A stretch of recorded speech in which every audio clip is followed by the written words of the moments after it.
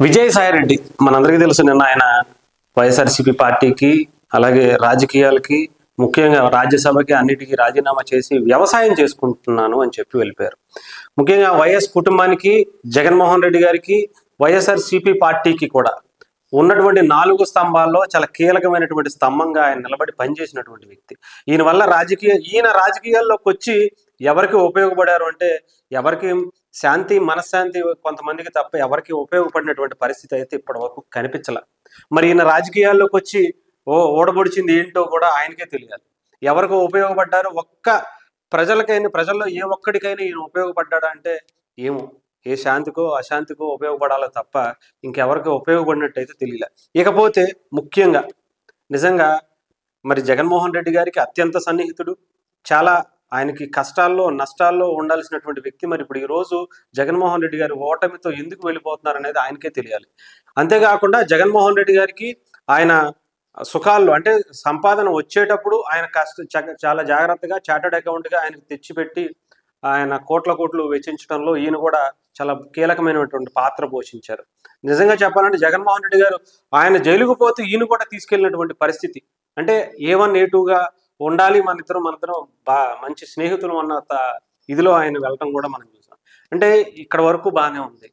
జగన్మోహన్ రెడ్డి గారు సీఎం అయితేనే వీళ్ళు ఉంటారా, లేదంటే ఇప్పుడు ఉన్నటువంటి వైఎస్ఆర్సీపీ పరిస్థితి చాలా దారుణంగా తయారైపోతున్నటువంటి పరిస్థితి మనం చూస్తున్నాం. ఇప్పటికే చాలా మంది నాయకులు జగన్మోహన్ రెడ్డి గారికి అత్యంత సన్నిహితంగా ఉండేటువంటి కుటుంబ సభ్యులు కూడా బయటకు వచ్చేసినటువంటి పరిస్థితి చూసాం. అలాంటిది మరి విజయసాయిరెడ్డి ఒక లెక్క, లేదంటే ఇంకొక లెక్క, సొంత తల్లిని చెల్లిని వదిలేసినటువంటి జగన్మోహన్ రెడ్డి గారు వీళ్ళేం పట్టించుకుంటారు అని చెప్పి వీళ్ళు బయటకు వస్తున్నారా అనేది మరి వాళ్ళకే తెలియాలి.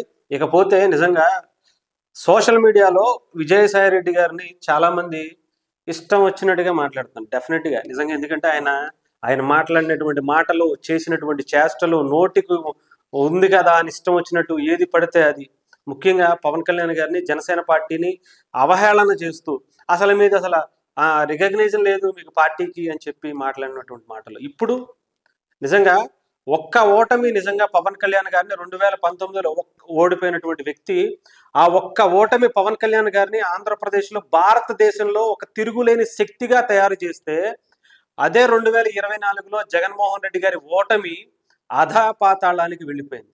ఇది కర్మ అంటే ఎవరు రాసి పెట్టినా సరే, ఎవరు ఏం చేసినా సరే దానికి జరగాల్సింది జరుగుతుంది. ఎన్ని మాటలు అన్నారు, ఎన్ని అన్నారు, అవన్నీ కూడా తిరిగి ఎవరు మాట్లాడారో వాళ్ళ నోళ్లు మూపించడమే కాదు, కానీ రాజకీయాల నుంచి పారిపోయేలా చేసింది నిజంగా పవన్ కళ్యాణ్ గారి వ్యక్తిత్వం, ఆయన నిలబడ్డ తీరు, ఆయన నిజాయితీ అని మాత్రం మనం చెప్పుకోవచ్చు. ఎంతో మందిని అటు జగన్మోహన్ రెడ్డి గారు అడ్డం పెట్టుకుని, ఆయన అధికారాన్ని అడ్డం పెట్టుకుని వీళ్ళ వైఎస్ఆర్సీపీకి సంబంధించినటువంటి ఎంతో మంది నాయకులు, లోకేష్ గారిని, ఆయన భార్యని, ఆయన పిల్లల్ని, నిజంగా లోకేష్ గారి తల్లిని, చంద్రబాబు నాయుడు గారిని ఎంత దారుణంగా మాట్లాడారండి. పైగా ఈయన ఇప్పుడు దీంట్లో మాట్లాడుతున్నాడు, పవన్ కళ్యాణ్ గారు నాకు చిరకాల స్నేహితుడు, చంద్రబాబు గారితో నాకు కుటుంబ విభేదాలు ఏమీ లేవు రాజకీయంగా తప్ప అని చెప్పి ఇక్కడ రాశాడు. మళ్ళీ చంద్రబాబు గారికి ఈయన చాలా దగ్గర బంధువు కూడా, తారకరత్న గారి వైఫ్కి చాలా దగ్గర బంధువు కూడా ఈయన. అంటే రాజకీయంగా ఎలాగైనా సరే ఎదిగిపోవాలనుకోవడం కోసం ఈయన చేసినటువంటి తప్పిదాలు, లేదంటే ఇష్టం వచ్చినట్టు చూసుకోవచ్చు అని చెప్పి మందే అంతా, ఆంధ్రప్రదేశ్ మొత్తం మందే, కేంద్రం కూడా మందే, మనం ఏం చెప్పినా ఇదని చెప్పేసి. ఇకపోతే నిజంగా కాలం ఎలాంటోడికైనా సమాధానం చెప్తుంది అని అనడానికి విజయసాయిరెడ్డి గారు ఒక ఉదాహరణగా మనం చూడొచ్చు. ఎంత విర్రవీగారండి. అధికారం ఉన్నప్పుడు ఒకలాగా, అధికారం లేనప్పుడు ఒకలాగా. మరి ఏదో చెప్పారు కదా, జగన్మోహన్ రెడ్డి ఏదో సింగిల్, ఒక్కడే ఉంటాడు, ఏదైనా చేసేస్తాడు, ఒక్కడిగా వస్తాడు. మరి మీరందరూ ఎందుకు పారిపోతున్నారు?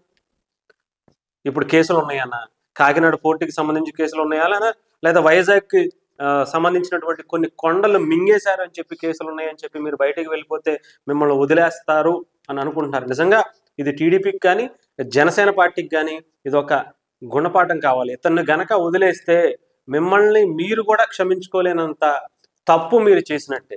రాజకీయాల్లో ఇలాంటి వ్యక్తులను గనక మీరు పక్కకు తప్పించి రాజకీయాల నుంచి వెళ్ళిపోయాడు కదా అని వదిలేస్తే డెఫినెట్గా మీకు కూడా రేపొద్దున ప్రజలు మంచి అవకాశాలు ఇంకొక దగ్గరకు కూడా రానివ్వరు మిమ్మల్ని కూడా. ఎందుకంటే మీ మీద ఒక నమ్మకం ఉంది, ముఖ్యంగా పవన్ కళ్యాణ్ గారి మీద. ఎందుకంటే పవన్ కళ్యాణ్ గారు లాంటి వ్యక్తి ఒక నిజాయితీపరుడు. ఆయన ఎక్కడ అవినీతిని సహించినటువంటి వ్యక్తి. అలాంటి వ్యక్తి ఇప్పుడు ఈయన ప్రసన్నం చేసుకునే పనిలో పడ్డాడు. చంద్రబాబు గారిని ప్రసన్నం చేసుకునే పనిలో పడ్డాడు. చంద్రబాబు నాయుడు గారిని ఎన్ని మాటలు అన్నారో గుర్తు పెట్టుకోవాలి. సో డెఫినెట్గా ఏం చేస్తారో చూద్దాం.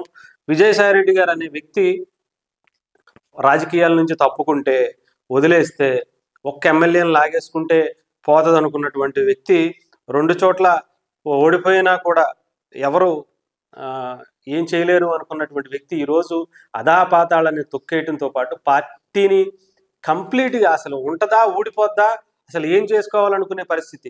కనీసం తాడేపల్లిలో పెద్ద ప్యాలెస్ కట్టి ఉన్నా కూడా ప్రశాంతంగా ఇక్కడ కూర్చుని కనీసం ఒక కునికేద్దామన్నా కూడా లేకుండా చేసినటువంటి వ్యక్తి పవన్ కళ్యాణ్ గారు. సో ఇప్పుడు ఎక్కడికో ఇటలీ వెళ్ళాడో, లేదా లండన్ వెళ్ళాడో, లేదా బెంగళూరు వెళ్ళాడో ఎప్పుడో తెలియదు. కానీ వీకెండ్ పాలిటిక్స్కో లేదా మంత్లీ వీకెండ్ పాలిటిక్స్కో ఈయన ఇక్కడికి రావడం జరుగుతుంది. ఏదో నెలలో 1 రోజు 2 రోజులు వచ్చి నేను ఉన్నాను అని చెప్పి హాజరేపించుకుంటున్నారు.